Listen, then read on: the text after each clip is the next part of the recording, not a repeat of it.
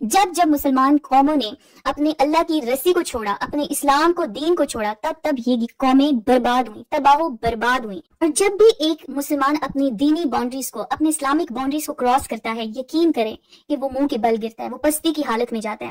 یہ واحد پاکستانی قوم ہے جنہوں نے گوروں کی ترقی کا راز ننگے پن میں ڈھونڈا ہے۔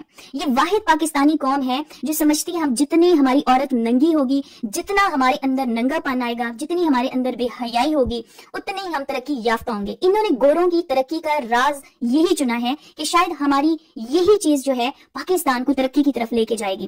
ریڈ کارپیٹ شو دیکھا نہیں جاتا، ننگی عورتیں دیکھی نہیں جاتی، بے حیائی عروج پر ہے، لبرل طبقہ جو ہے اس کمیونٹی کو بڑھا رہا ہے۔ جہاں میرے سامنے جب نجم سٹی کا یہ بیان آیا کہ ہم ٹورزم کو کیسے فروغ دے سکتے ہیں کہ یہاں تو اسلامک ریسٹرکشنز ہیں، یہاں پہ تو انہوں نے شارٹ ڈریسز پہننے ہوتے ہیں، یہ بلا بلا، وہ کیا کہہ رہے تھے، مطلب ان کا کہنا یہ تھا کہ اسلامک ریسٹرکشنز، اسلام کی جو باؤنڈریز طے ہیں، ان کی وجہ سے ہمارا ملک ترقی نہیں کر پایا، ہمارا ملک ترقی نہیں کر سکتا۔ مطلب شرم سے ڈوب مرنے چاہیے۔ یہ اتنا بیکورڈ طبقہ ہے جو اپنے آپ کو لبرل کہہ رہا ہے اور اپنے آپ کو ماڈرن کہہ رہا ہے۔ میں سمجھتی ہوں کہ یہ بیکورڈ طبقہ ہے، یہ ماڈرنزم نہیں ہے۔ میں ہمیشہ یہی کہتی ہوں کہ جب انسان اس دنیا میں آیا تھا نا، ننگا تھا، ننگا، اس کے جسم کے اوپر کوئی لباس نہیں تھا۔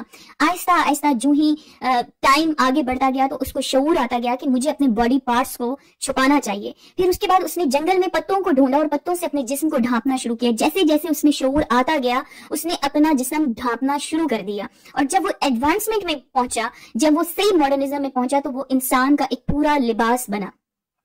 یہ وہ انسان ہیں جو ایڈوانسمنٹ کی طرف نہیں جا رہے، بیٹرمنٹ کی طرف نہیں جا رہے، بلکہ بیکورڈ جا رہے، ریورس ہو رہے ہیں، ننگے پن کی طرف جا رہے ہیں۔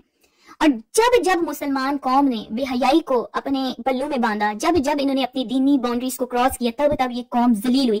آج پاکستان میں بہت سارا طبقہ نیک ہے، اللہ والے ہیں، سب کچھ ہے، لیکن پاکستان ترقی کیوں نہیں کر رہا؟ انہوں نے گوروں کی ایمانداری نہیں دیکھی، انہوں نے لا اینڈ آرڈر اور رولز ریگولیشنز جو ہیں وہ نہیں پکڑے کہ وہ کس طریقے سے اپنی کنٹریز میں حقوق کیسے دیتے ہیں، انسانیت کی وہاں پہ کیا اہمیت ہے۔ انہوں نے صرف، اس قوم نے ننگے پن کو سمجھا کہ شاید یہ جو ننگا پن ہے، شاید یہ جو بے حیائی ہے، یہی پاکستان کا نام روشن کر سکتی ہے۔ فلسطین کے جو مسلمانوں کے اوپر ظلم ہو رہا ہے، فلسطین کے مسلمان شہید ہو رہے ہیں، اور دنیا میں، تاریخوں میں ان تمام مسلمانوں کے نام امر ہیں، وہ ہمیشہ لکھے جائیں گے۔ اور جو ریڈ کارپٹ میں جو بے حیائی ہوئی ہے، میں سمجھتی ہوں کہ یہ ایک مسلمان کے لیے، ایک مسلمان سوسائٹی کے اوپر اتنا بڑا ظلم ہے، اتنا بڑا ظلم ہے کہ آپ سوچ نہیں سکتے، آپ سوچ نہیں سکتے کہ یہ قوم کہاں پہ جائے گی۔ اس قوم کو کس چیز نے بچایا ہوا ہے بربادی سے، تباہی سے؟ کس چیز نے؟